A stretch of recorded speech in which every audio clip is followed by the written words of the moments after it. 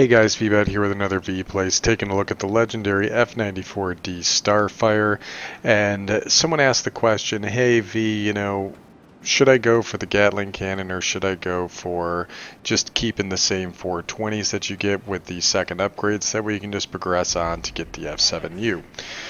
This, in a short answer, this is the highlight of that entire grind. Yeah, the F-7U, it's a decent aircraft. A lot of people have some varied opinions on it, but I think it's decent. This aircraft is extremely unique in the fact that it gets that Vulcan cannon, and once you start using it and realizing the full potential of this Vulcan, you'll appreciate it. And do yourself a favor and plan on keeping this aircraft in your hangar, even if that means training a new crew for it, because this is a very capable piece of machinery.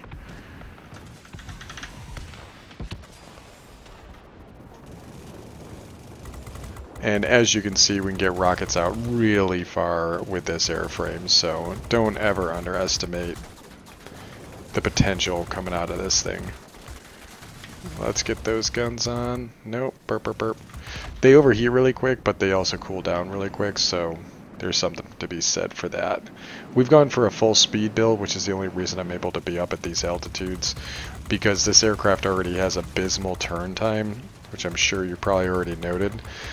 So rather than trying to make that more capable by compensating for a weakness, I just decided to play to its strengths and just make it a really quick aircraft. What do we got over here? It's Flugel again, coming in Flugel. Getting some of this speed up.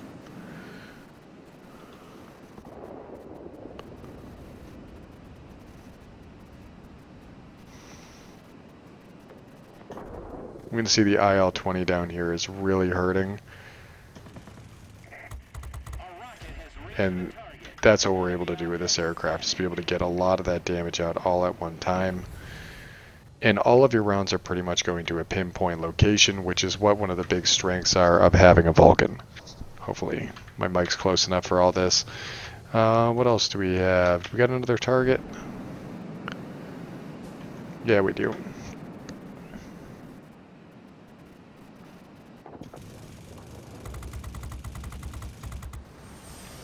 Gonna power through, he can outturn me, and we'll come back to him. Actually have an enemy BVP-212 up here.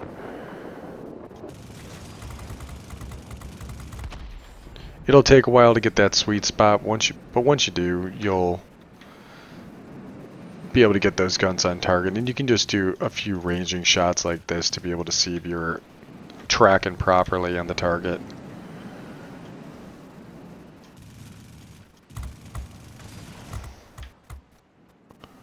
Alright, we gave him a few hits and we're rolling just like a heavy would because we got low maneuverability. We're just going to power straight through and go find another target. We're already at pretty low altitude, so let's go ahead and find a target that's worth our while. This thing is really good at taking out ground attackers. If heavies are good at taking out bombers, this is going to be money for this aircraft to go after these GA. And we'll come back on them. Pick a different angle, get our nose around, and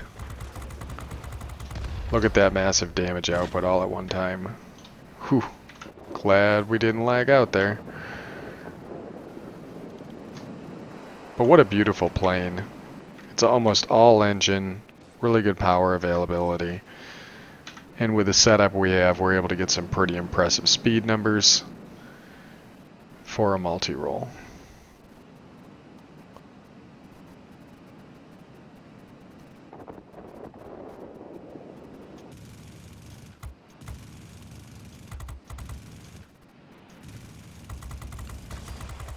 The volume of fire oftentimes pulls bots off your allies that they're chasing him.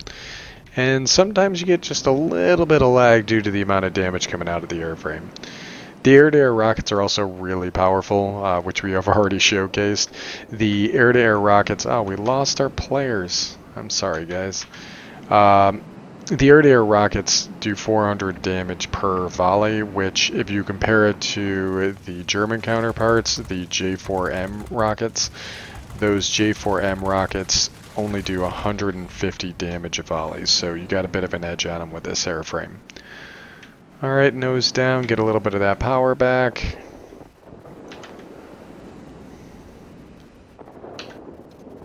Who's next? Alright, there we go. I'm glad this is kind of ending. I feel a little bit bad that those other two guys dipped out, so this really isn't a fair battle for results, but I believe it's fair for highlighting the capability of these cannons and what this airframe can do for you in the long run. You also get a lot of missions, and you're trying to grind out some of those special premiums that come out that you got to do a series of missions for.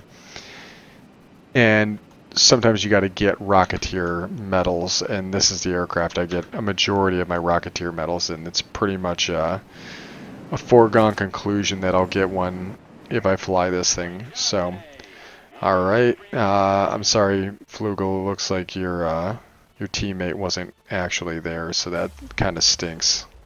Game is a bit lopsided, but I still think it highlights the capability. So let's go ahead and go back to the hangar. We'll talk about the stats just a little bit and how I've got the aircraft configured. Bearing in mind, we're not specialized in this aircraft yet. I wish that I was, because there's some more things I'd like to do to try and get this thing going even faster. And the guns, I think we can get even more out of them. And I'm interested in messing around with that, trying out some range mods, maybe trying out some gas-operated action to see if we can get that rate of fire up even faster. But yeah, it was a 10,000 personal point match, but again, this is kind of a lopsided battle, so I don't feel too good about that. We definitely set the pace of the battle right from the beginning by taking Flugel out immediately with those air-to-air rockets. So speaking of the air-to-air rockets, you can see here 400 damage in a single volley, and you get 98-foot blast radius. We can pull up the HG2. There's the R4m Rockets. These are all of the German air-to-air rockets are these R4Ms, and you can see they do 150 damage. I believe this is per volley for a total of 82 for 82 damage radius, 82-foot damage radius. Now, the nice thing about this airframe is if we were able to specialize, we can actually get the consumable, which you guys can't see my mouse, but underneath the outboard engines, there is a locked consumable that we can put in the increased blast radius on, I believe it's blast radius on the bombs. Yeah, here it is. So increased damage caused by bombs and rockets. Okay, so we'll get an increased damage output, which is even better because now a single volley will have a much higher potential to kill a target. We can also eventually unlock the forward-firing armament upgrade, another slot. Currently, we're going for uprated engine, and we have the improved polish, and of course, gyroscopic gun sight. If I'm going to be using a gun on an aircraft as a primary weapon, typically gyroscopic gun sight is going to be mounted on most of my airframe, with few exception. When we get this other slot for engine upgrades, I'm probably going to end up putting combined injection boost system on here. Yeah, we've got terrible maneuverability with the current setup, but it didn't really matter. I flew this thing a lot like a heavy, got it up to good speed, and it also affords me the ability to get up to much higher altitude because Engine Guru 1 and Aerodynamic Expert. That allows you to really be able to kick this thing up to altitudes you wouldn't typically expect. This kind of goes back to why I built my aircraft fingerprint diagrams. And feel free to go back and please reference the diagram earlier in the video, because you'll note here that the maximum optimal altitude is actually kind of low at 5,900 for Tier 9. But the max service ceiling is 13,000. So based on that incremental loss of engine power, we're able to get up to much higher than 5,900, and we have a pretty decent climb rate to boot. So combining, if we were to get this thing elited and we go with ultimate gear and we get the increased boost efficiency and we kind of taper that, the usage of that, just tapping it here and there, we already have the ability to boost up to 591 and a max dive speed of 683. Those are really good speed numbers for any aircraft. A more fair comparison would be this HG2, and this does 714 in the dive, 626 for max boost. We're comparable, and we can outturn an HG2, which means that we'll be able to stick on them long enough to be able to get those guns on target, right? The maneuverability with the current setup is 13.7. Again, reference the diagram for the actual turn time, which is really just going to be taking that off, so 13.5. So it doesn't hurt us too bad to put this on here. I am excited to see how fast we can get this to go, but so back to the earlier question. Do I get the Vulcan or do I just leave it with the 4 cannons? On paper, it only shows an 80 damage per second increase. When you're looking at numbers of 720 to 800, it doesn't seem like it's worth it, but it's not just the numbers of those guns. It's also going to be the pinpoint accuracy you get with this, where you really get to paint a target, and a very unique experience you're not going to get anywhere else in this game. No other aircraft has a Vulcan, and I don't know of any that are going to be planned to be put in the game. So F-94D is it.